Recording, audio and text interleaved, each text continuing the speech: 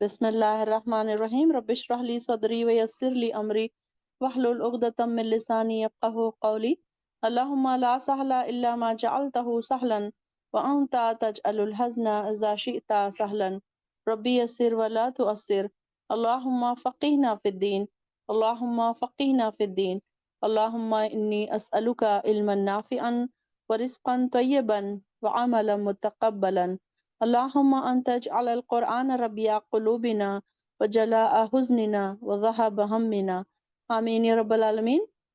देखते हैं आयत नंबर 31 से सूरह आल इमरान। क़ुल अतिउल्लाह व रसूल। अब यहाँ पर देखिए क्या कहा जा रहा है, कह दीजिए अतिउल्लाह, तुम अल्लाह की इताअत करो और रसूल की भी। फ़इन तवल्लौ, फिर अगर वो मुंह फेर लें, फ़इन्नल्लाह, तो बेशक अल्लाह ताला ला युहिब्बुल काफ़िरीन, नहीं पसंद करता काफिरों को। अब यहाँ पर देखिए कि ये किसी को, मुसलमान को या काफिर को या सब किसी को एक को नहीं कहा जा रहा, बल्कि इस आयत के मुखातिब सिर्फ मुसलमान ही नहीं बल्कि अहले किताब भी हैं, कुफ़ार भी हैं, मुशरिकीन भी हैं और तमाम लोग हैं, क्योंकि तकरीबन सब के सब अल्लाह की मोहब्बत का दावा तो करते हैं, इसका दम तो भरते हैं। तो अल्लाह ताला ने वजाहत फरमा दी कि अगर तुम अपने दावे में सच्चे हो और अगर तुम अपनी बात में सच्चे हो, अगर तुम दम भरते हो अल्लाह की मोहब्बत का, तो फिर इसकी सूरत सिर्फ यही है कि तुम रसूल की भी पैरवी करने लग जाओ, अल्लाह की भी अताअत करो और रसूल की। ये दोनों चीजें हमेशा साथ साथ आती हैं। देखिए हमने क्या देखा कि ये दोनों चीजें हमेशा एक साथ चल।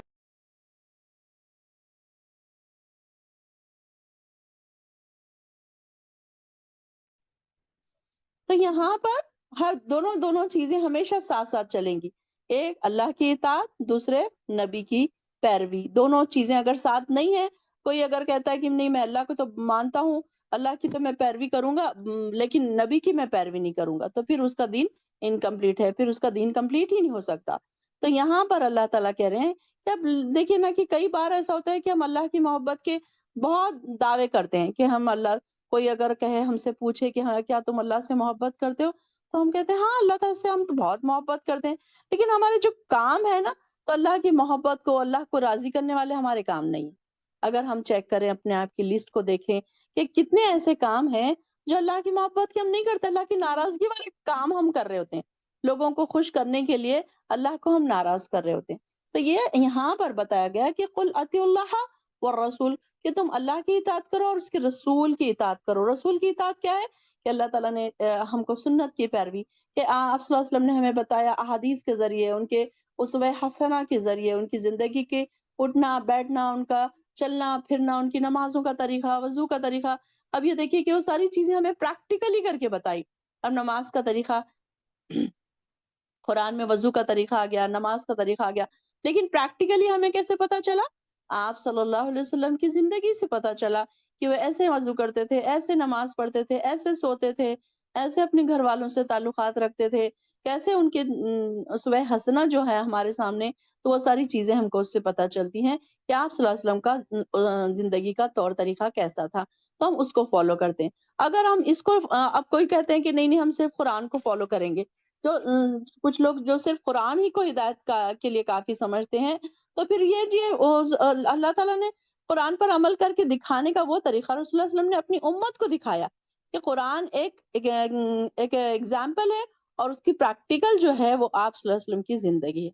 तो अगर हम देखें तो दोनों को हम साथ-साथ हमको रखें तो हमारी ज़िंदगी हमारे लिए आसान हो सकती है। तो यहाँ पर भी इत्तिबाए सुन्नत की अहमियत और यहाँ बताई जा रही है कि इत्तिबाए सुन्नत की भी अहमियत है साथ-साथ। अल्लाह की मोहब्बत और उसके साथ जो अल्लाह से मोहब्बत करता है, तो वो क्या करेगा? वो उसके दिल में नबी की भी इज़्ज़त होगी, नबी की भी मोहब्बत होगी। अब कुछ फ़िरक़े ऐसे हैं कि जो अल्लाह से तो मोहब्बत करते हैं लेकिन वो नबी को नबी नहीं मानते। कई ऐसे लोग हैं, हमें पता है कि कई ऐसे गिरोह हैं जो नबी को आप सल्लल्लाहु अलैहि वसल्लम को नबी नहीं मानते। तो यहाँ पर ये बता दिया गया, एक बात तय हो गई कि ये दोनों चीज़ें साथ-साथ चलेंगी। अगर तुम अल्लाह से मोहब्बत रखते हो, तो मेरी भी पैरवी करो और अल्लाह रसूल की भी पैरवी करो, ये दोनों चीज़ें साथ होंगी। व इन कुंतुम तुहिब्बूनल्लाह, सबसे पहले तो अल्लाह की मोहब्बत अगर हमारे दिल में है, तो हम क्या करेंगे? अल्लाह की हर वक़्त रज़ा का ख़्याल रखेंगे। کہ کون سی چیز ایسی ہو رہی کہ جس میں میری اللہ کی ناراضگی والے کام ہو رہے ہیں۔ کتنی بار دن بھر میں سے ایسی چیزیں ہوتی ہیں جو اللہ کی ناراضگی والے کام ہم کر رہے ہوتے ہیں، ہمیں پتہ ہے کہ یہ گناہ ہے، یہ غلط ہے، تو ہم سوچتے ہیں کیا ہوا اتنی سی چیز ہے، چلو ٹھیک ہے، نمازیں بھی تو پڑھ رہے ہیں، روزے بھی تو رکھ رہے ہیں، اگر ایک چیز ہم نے کر لی تو کیا بری بات ہے۔ یہ شیطان ہمارے دماغ میں ڈالتا ہے نا کہ چلو ایک بار کر لیا تو کیا ہو رہا، چلو 2 بار کر لیا تو کیا ہوا، چلو ایک آج کے دن اگر یہ ہو گیا گناہ تو کوئی بات نہیں، ایک نماز اگر چھوٹ گئی تو کیا ہوا۔ تو یہ ساری چیزیں ہمارے دل میں شیطان ڈالتا ہے تاکہ وہ ہمارے دل سے اللہ کی محبت کو کم کر دے۔ ہماری کوشش کیا ہونی چاہیے؟ اللہ کی محبت ہمارے دل میں ہر روز زیادہ ہو۔ اب ہم دیکھتے ہیں کہ جب ہم ایسی محفلوں میں بیٹھتے ہیں، قرآن کی محفلوں میں بیٹھتے ہیں، یا ہم اکیلے میں تہجد پڑھ رہے ہوتے ہیں، یا آپ اکیلے میں قرآن پڑھ رہے ہوتے ہیں، سمجھ کے پڑھ رہے ہوتے ہیں، تفسیر پڑھ رہے ہوتے ہیں، تو آپ دیکھیں گے کہ اللہ کی محبت آپ کے دلوں میں بڑھتی ہے۔ یہ ساری چیزیں ایسی ہیں جو اللہ کی محبت کو ہمارے دلوں میں بڑھاتی ہیں۔ ایسی محفلوں میں بیٹھنا ہمارے ایمان کو بڑھاتا ہے، اللہ کی محبت کو بڑھاتا ہے، ہمارے دلوں میں یہ شوق پیدا کرتا ہے کہ ہم اللہ کی محبت کے لیے کیا کریں، کہ اللہ ہم سے محبت کرے، کہ جیسے ہم بار بار یہ دعا کرتے ہیں اللہم انی اسألک رضاک، اللہ میں تیری رضا چاہتی ہوں۔ پھر اور کیا میں نے دعا بتائی تھی اللہ سے محبت کی، اللہم انی اسألک حبک وحب من یحبک والعمل الذی یبلغنی حبک۔ اے اللہ میں آپ سے آپ کی محبت مانگتی ہوں اور اس شخص کی محبت مانگتی ہوں جس سے آپ محبت کرتے ہیں، وہ بھی محبت چاہیے ہم کو۔ اللہ تعالیٰ کے ہیں نا کوئی پسندیدہ بندے، اگر ہم ان کے ساتھ بیٹھیں گے تو ہمارے دلوں میں بھی ایمان کا جذبہ اور زیادہ بڑھے گا، اور وہ کام کرنے کی میں توفیق مانگتی ہوں جو آپ کی محبت تک پہنچا دے۔ دعا بہت پیاری ہے، میں چاہتی ہوں کہ ہر ایک کو یاد ہو جائے، اور آپ کے ہم سب کے ٹپ آف دی ٹنگ ہو یہ دعا کہ ہم ہر وقت اٹھتے بیٹھتے اللہ کی محبت مانگے۔ اللہ کی محبت اگر ہمارے دل میں آ گئی تو ہمارے بیڑا پار ہو گیا، ہم کامیاب ہو گئے۔ تو یہاں پر بھی یہ بات بتائی جا رہی ہے قل ان تم تحبون اللہ فاتبعونی، پھر اگر تم اللہ سے محبت رکھتے ہو تو میری پیروی کرو، اللہ خود تم سے محبت کرنے لگے گا۔ یحببکم اللہ ویغفر لکم، اور پھر دیکھیے کہ اس کے پھر انعامات بھی کیا مل رہے ہیں، اللہ کی محبت۔ اللہ اکبر، کتنی بڑی بات ہے کہ کسی کو اللہ کی محبت مل جانا۔ ہم تو اللہ سے محبت کرتے ہیں اور ہم دعوے بھی کرتے ہیں، لیکن اللہ تعالیٰ جب یہ بات کہہ دے کہ میں فلاں بندے سے محبت کرتا ہوں، جیسے کہ کل ہم نے وہ حدیث دیکھی تھی کہ اللہ تعالیٰ خود یہ بات کہہ دے، خود اللہ تعالیٰ اپنے الفاظ یہ بول دے کہ میں فلاں بندے سے محبت کرتا ہوں، یہ بڑے آنر کی بات ہے۔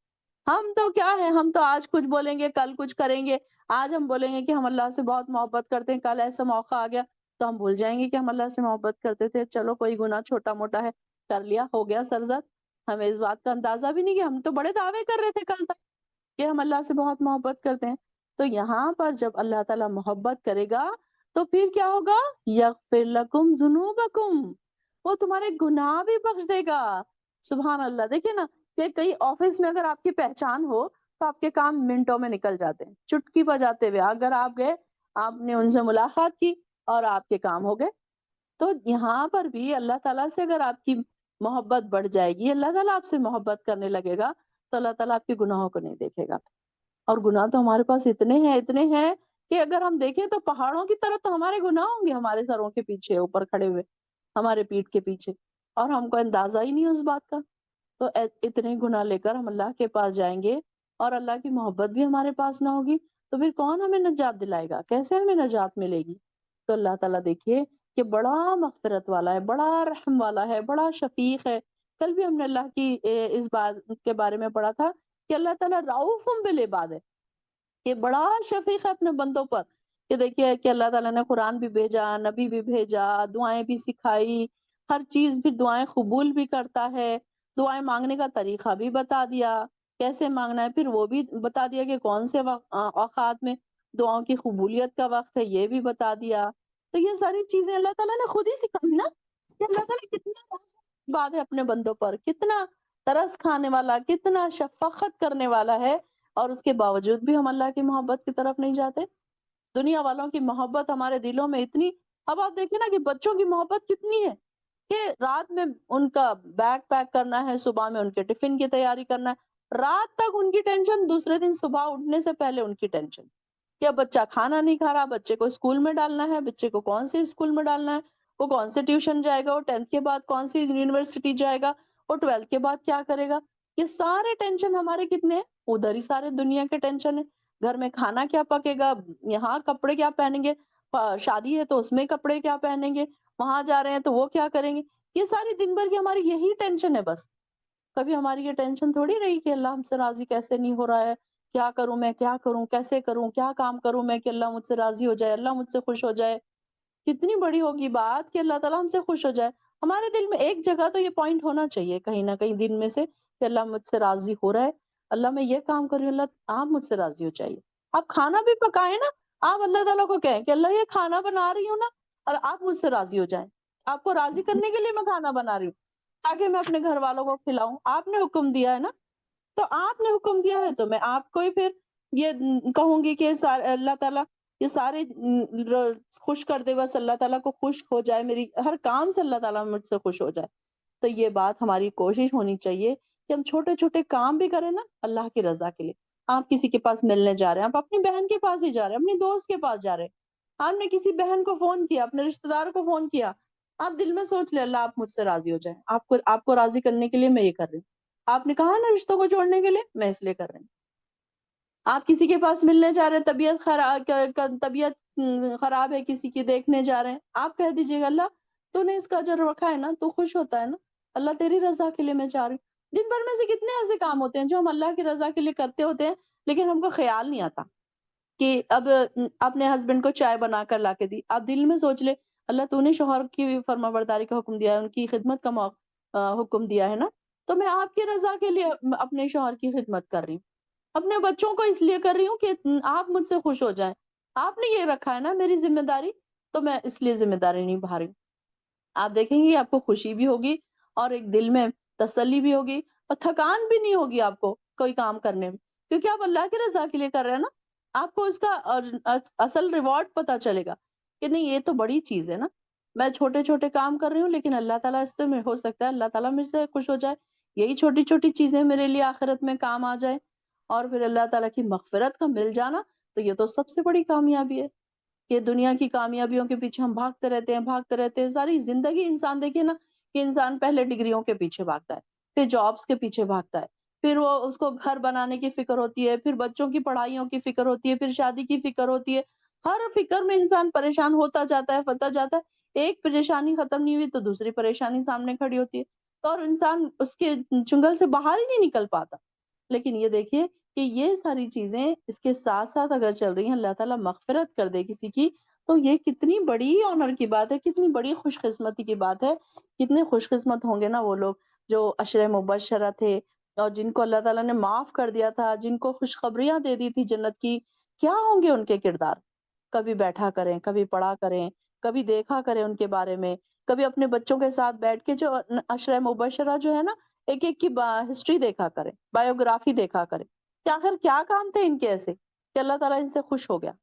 اور ہم کو بھی ایسے ہی کرنا ہے. ایسے امہات المومنین کے کردار کو دیکھیے، ان کو پڑھیے کہ ہم کیا ان کی طرح ہم بھی نہ بن جائیں کہ اللہ ہم سے بھی راضی ہو جائے.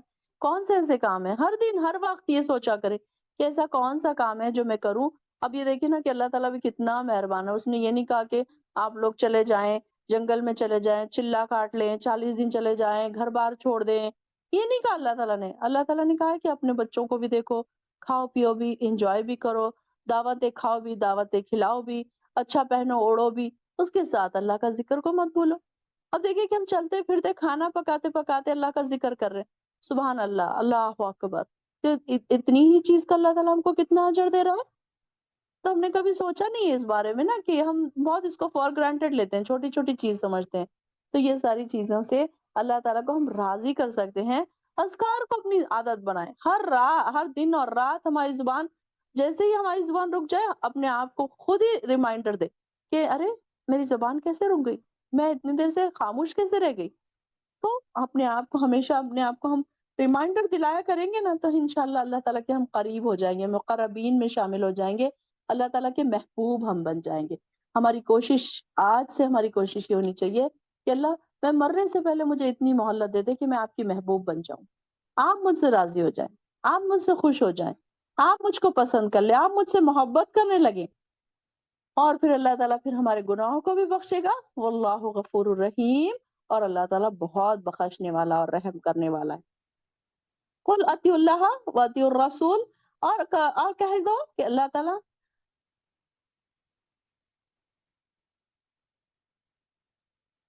اچھا میں نے پہلے یہ والی آیت پڑھ لی تھی نا، 32 آیت پڑھ لی تھی میں نے، سوری۔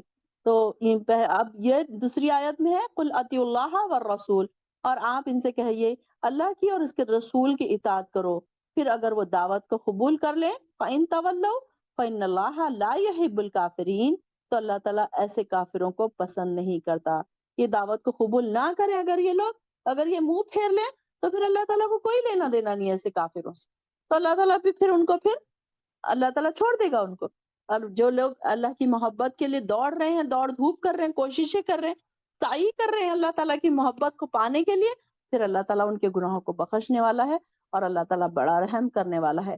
ان اللہ استفا، بے شک اللہ تعالیٰ نے استفا آدم و نوحن و آل ابراہیم، اللہ تعالیٰ نے آدم کو، نوح کو اور آل ابراہیم کو اور آل عمران کو تمام عالم، اہل عالم میں سے منتخب کر لیا، استفا چن لیا، العالمین تمام جہانوں پر۔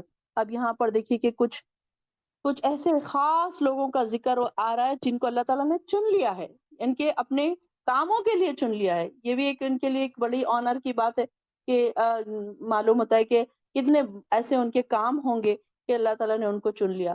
اب دیکھیے کہ آدم علیہ السلام، آدم علیہ السلام کی کیا پہلے تو بات ہے کہ وہ سب سے پہلے آپ نبی، رسول ہیں، اور دوسرے یہ کہ آدم ابو البشر ہے، وہ ساری دنیا کے باپ ہیں وہ، اور اللہ تعالیٰ نے ان کو چن لیا آدم کو۔ پھر آدم علیہ السلام کے بعد کس کو بھیجا اللہ تعالیٰ نے؟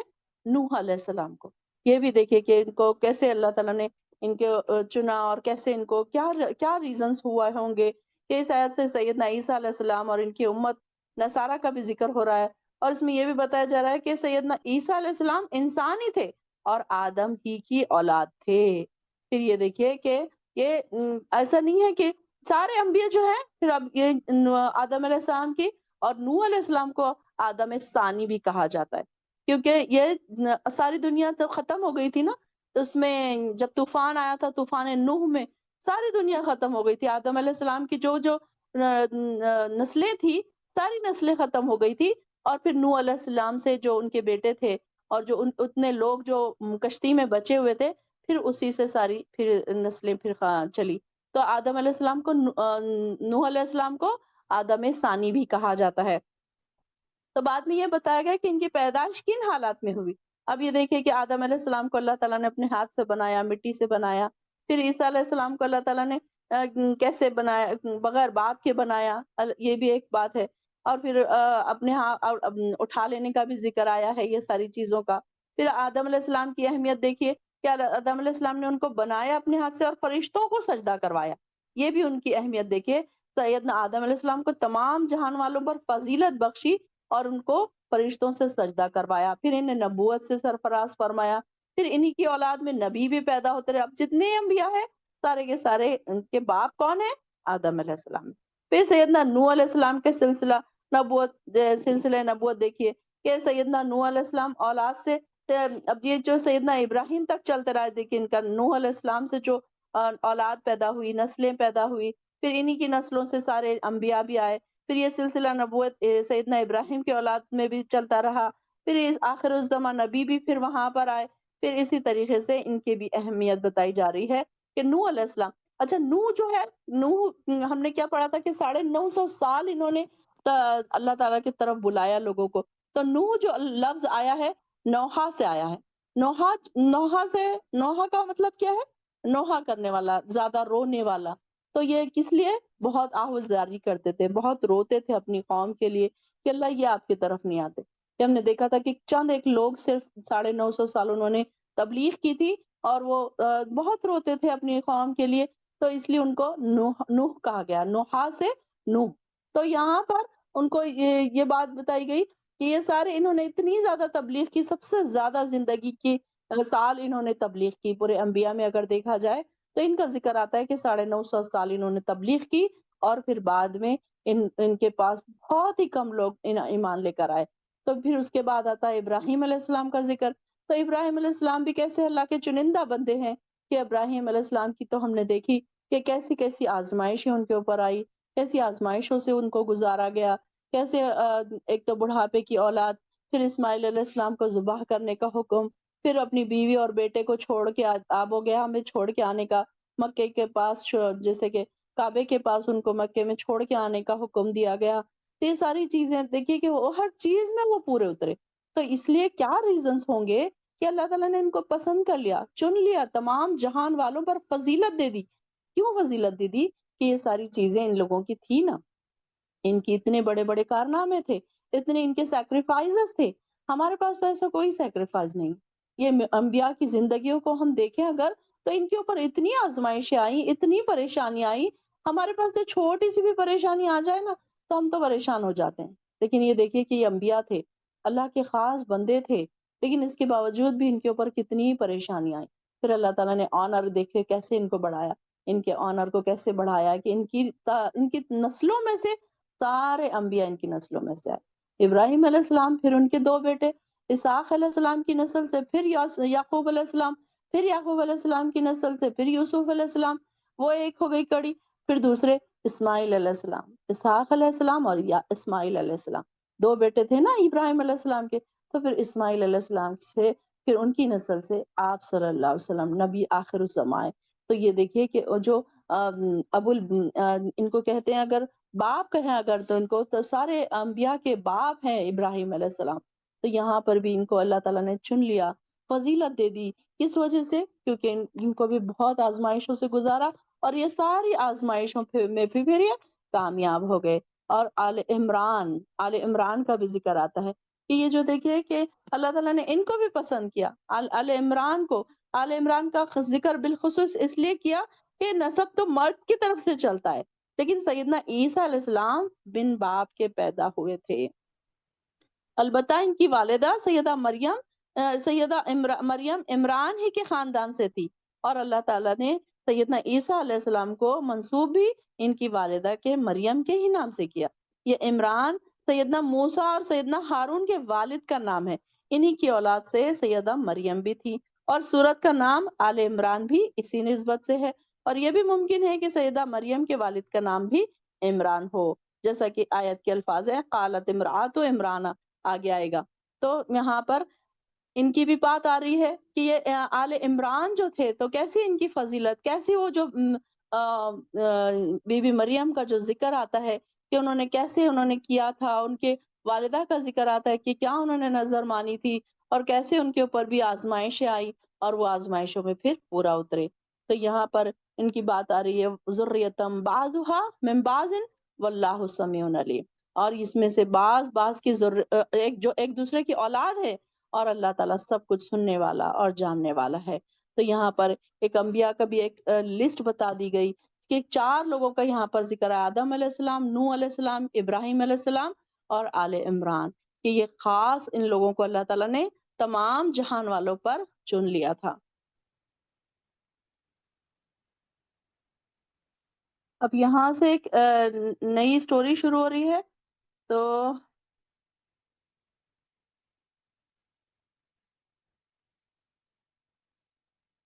چلے شروع کرتے ہیں۔ یہ مجھے لگتا ہے ختم نہیں ہوگا پھر۔ چلے اس قالت امرأۃ عمران ربی، اور جب عمران کی بیوی نے دعا مانگی، ربی انی نظر تو، انہوں نے کیا نظر مانی؟ انی نظر تو لکا معافی بطنی محررن، کہ انہوں نے کیا نظر مانی تھی؟ انہوں نے جب کہا عمران کی بیوی نے، قالت امرأۃ عمران کی بیوی نے، یعنی کہ عمران کی بیوی کون ہے؟ بی بی مریم کی والدہ۔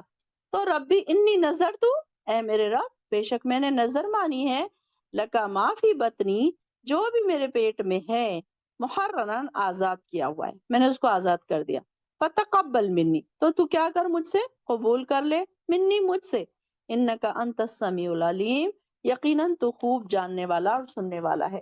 اب یہاں پر دیکھیے کہ یہ پہلے کے زمانے میں کیا ہوتا تھا کہ لوگ کیا کرتے تھے کہ اپنے جب لڑکا پیدا ہوتا تھا تو وہ کیا کرتے تھے، اس طریقے سے جو ہیکل ہوتے تھے، جو مساجد ہوتے تھے، تو وہاں پر بچوں کو چھوڑ دیا کرتے تھے کہ وہ وہاں کی دیکھ بھال کریں، وہاں کے پڑھے لکھے، وہاں پر رہیں۔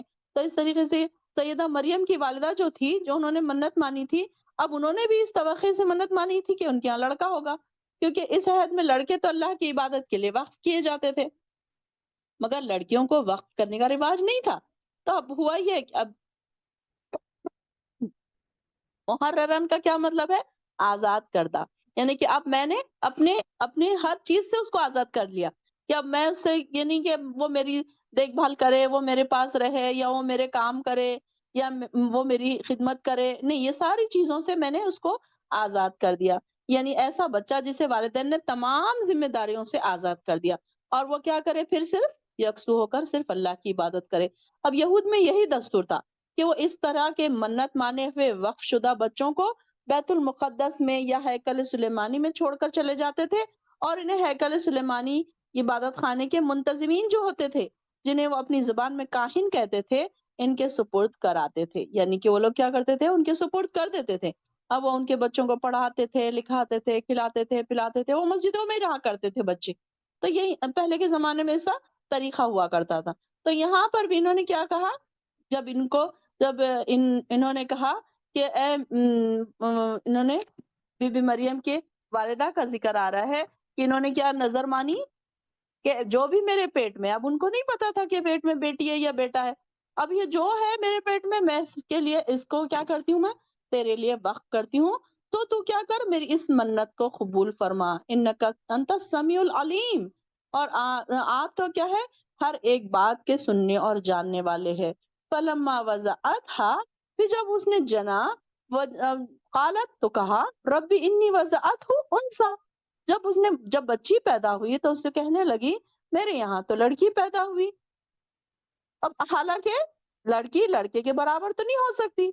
वल्लाहु आलमु बिमा वदात, और अल्लाह ताला जानता था जो उसने जना है। अब ये उसको बोलने की जरूरत तो नहीं थी उनको, लेकिन अल्लाह ताला जानता है था जो उसने जना। और उन्होंने क्या कहा, वलैसा ज़करु कल उनसा, और लड़का लड़की की तरह तो नहीं होता। व इन्नी सम्मैतुहा मरियम, और मैंने उसका नाम क्या रखा है, मरियम रखा है। व इन्नी उइज़ुहा बिका व ज़ुर्रियतहा मिनश शैतानिर रजीम, अब मैंने इसका नाम मरियम रख दिया और इसको और इसकी औलाद को शैतान मरदूद से तेरी पनाह में देती हूँ। अब ये कि पहले के अब हर लड़कों को तो दे दिया करते थे ना मस्जिदों में। अब जब लड़की पैदा हुई तब वो परेशान हो गई कि अब मैं लड़की, अब तो ये लड़की है और लड़की लड़के की तरह नहीं होती। बहुत सारी चीज़ें होती हैं लड़कियों की, डिफरेंट होती है कि पाकी, नापाकी, पीरियड्स सारी चीज़ें होती है। तब वो परेशान हो गई कि अब क्या करे? तो यहाँ पर देखिए कि उन्होंने कहा, और सैयदना अबू हुरैरा कहते हैं रसूलुल्लाह सल्लल्लाहु अलैहि वसल्लम ने फरमाया, जो भी बच्चा पैदा होता है, इसकी पैदाइश के वक़्त शैतान इसे छूता है तो वो चिल्लाकर रोने लगता है। आपने देखा होगा कि बच्चा पैदा होते ही रोता है ज़ोर से चीख के ना, तो ये जो है शैतान का छूना होता है उसको। तो सिर्फ़ मरियम और इसके बेटे यानी कि सैयदना ईसा अलैहि सलाम को शैतान ने नहीं छुआ था, तो ये यहाँ पर इनका ज़िक्र आता है। और सैयदना मरियम की दुआ के अल्लाह ताला ने कबूल कर लिया था कि उन्होंने क्या किया था कि मैं शैतान मरदूद से तेरी पनाह में देती हूँ अपनी औलाद को। अब यहाँ से हमको भी ये सीखना चाहिए कि अपनी औलाद को हमेशा शैतान मरदूद से पनाह में देना चाहिए, क्योंकि हमें नहीं पता कि कौन से शर हमारी औलाद को शैतान उसमें मुब्तला कर दे। कौन से के शर हैं, कैसे-कैसे आज़माइशों में शैतान उनको मुब्तला कर दे, और वैसे ही आज़माइशों का दौर चल रहा है। तो हमें भी क्या करना चाहिए, हर वक़्त अपनी औलाद को भी और हमारी नस्लों को शैतान मरदूद की पनाह माँगना चाहिए कि अल्लाह इनकी हम इनसे पनाह में रख हमको। कि क्या शैतान तो हर वक़्त इंसान को यही चाहता है कि वो किसी तरह बच्चों को बहकाए। अगर माँ-बाप को नहीं बहका सकता है तो बच्चों की तरह से। अब ये देखिए ना कि कभी-कभी माँ-बाप इतने ज़्यादा परेशान हो जाते हैं बच्चों की वज़ह से कि वो कुछ ऐसे गुनाह के काम हैं जो करने बैठ जाते हैं। कि मतलब वो शैतान बच्चों के ज़रिए से माँ-बाप से भी काम करवा लेता है ना गुनाह के। तो यहाँ पर भी इन्होंने क्या किया कि जब इनको पता चला कि ये इनको तो बेटी हुई है, तो अब वो परेशान हुई और फिर उन्होंने क्या किया, अब तो नज़र तो मानी थी, उनको तो पूरी करनी ही थी नज़र। तो उन्होंने क्या किया, फिर कहा कि अब मैंने इसका नाम मरियम रखा है और इसको और इसकी औलाद को शैतान मरदूद से तेरी पनाह में देती हूँ।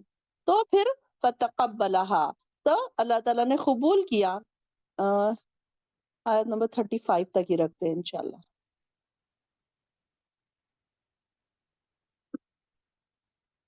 36 तक हो गया ना?